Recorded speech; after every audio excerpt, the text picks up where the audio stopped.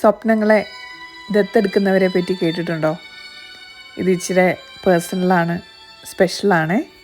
നമുക്ക് ഏറ്റവും പ്രിയപ്പെട്ട ഒരാളുടെ സ്വപ്നം, അതിനെ നമ്മളങ്ങോട്ട് ദത്തെടുത്തിട്ട് അതിൽ ജീവിക്കുക എന്ന് പറയുന്നൊരവസ്ഥയുണ്ടല്ലോ, അത് ഏകദേശം ഞാൻ അനുഭവിച്ചറിഞ്ഞിട്ടുണ്ടേ.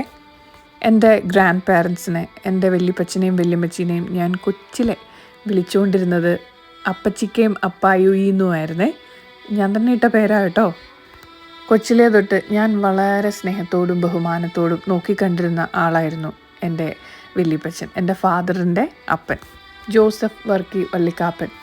സിനിമ, കല, സാഹിത്യം എന്നു വേണ്ട ഇതിനോടൊക്കെ ഒടുക്കത്തെ പ്രേമം. മദ്രാസ് ക്രിസ്ത്യൻ കോളേജിലെ പഠിത്തമൊക്കെ കഴിഞ്ഞ് ഒരിക്കൽ സിനിമ പിടിക്കണം അതിയായ മോഹത്തോടെ വീട്ടിലെ റബ്ബർ ഷീറ്റൊക്കെ കട്ട് വരുന്ന വഴിക്ക് സ്വന്തം അപ്പൻ തന്നെ പിടികൂടി. ഒരു ദാക്ഷിണ്യവും കാണിച്ചില്ല. പോലീസിനെ കൊണ്ട് പിടിപ്പിച്ച് ജയിലിലിട്ടു. 2 ദിവസം ലോക്കപ്പിൽ കിടന്ന മകൻ നല്ല പാഠം പഠിക്കുമെന്ന് ടെററായിട്ടുള്ള അപ്പം വിചാരിച്ചു. തൊട്ടടുത്ത സെല്ലി കിടന്ന ആരാന്നാ? തിരുവിതാംകൂറിൻ്റെ ജാൻസി റാണി എന്നറിയപ്പെട്ടിരുന്ന അക്കമ്മ ചെറിയാൻ. അവരങ്ങനെ കമ്പനിയായി. എന്നായാലും 2 ദിവസം കഴിഞ്ഞ് അപ്പൻ സുല്ലിട്ട് കൊച്ചു വർക്കീനെ പുറത്തിറക്കി. എന്നേൽ വർക്കിയുടെ മനസ്സ് മാറിയോ? എവിടുന്ന്? സിനിമേനോടുള്ള പ്രേമം മൂത്ത് പണ്ട് വല്യപ്പച്ചൻ ഈരാറ്റുപേട്ടയിൽ ബേബി തിയേറ്റർ എന്ന് പറഞ്ഞ് ഓലയൊക്കെ മേഞ്ഞ ഒരു സിനിമാ തിയേറ്റർ ഉണ്ടായിരുന്നേ. ഇതാണ് വല്യപ്പച്ചൻ്റെ ഹോം ലൈബ്രറിയിലെ ഏറ്റവും പഴക്കം ചെന്ന പുസ്തകങ്ങളിലൊന്ന്. അപ്പോൾ പറഞ്ഞു വന്നത് സിനിമ പിടിക്കാൻ പോയി കേട്ടോ. ശരിക്കും സ്വാമി ശരണം എന്നായിരുന്നു സിനിമയുടെ പേര്. പ്രൊഡ്യൂസർ ആരാ? നമ്മുടെ വർക്കിച്ചൻ.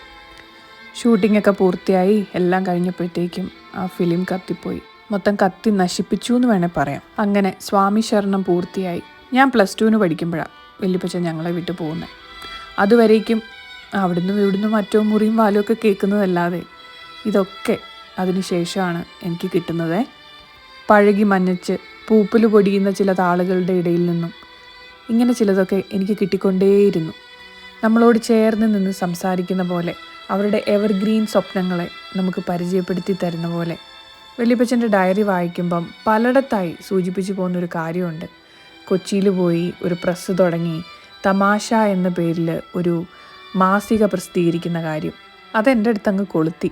ദീർഘായുസോടെ സ്വപ്നങ്ങളിങ്ങനെ നിരന്ന് നിൽക്കുമല്ലേ. മാസികയല്ലെങ്കിലും ഒരു നോവൽ എഴുതി പ്രസിദ്ധീകരിച്ച് അത് വല്യപ്പച്ചന് സമർപ്പിക്കണം എന്നെനിക്ക് വലിയ ആഗ്രഹമായിരുന്നു. അങ്ങനെ എൻ്റെ ആദ്യ നോവൽ കാവൽക്കാരി ജനിച്ചു. വർക്കി വള്ളിക്കാപ്പൻ്റെ സ്വപ്നങ്ങളിൽ ചിലതൊക്കെ ഞാനിങ്ങ് ദത്തെടുത്തു. അവയൊക്കെ എൻ്റെ കൂടെയുണ്ട്. ഞാൻ പൊന്നുപോലെ നോക്കുന്നുണ്ട്.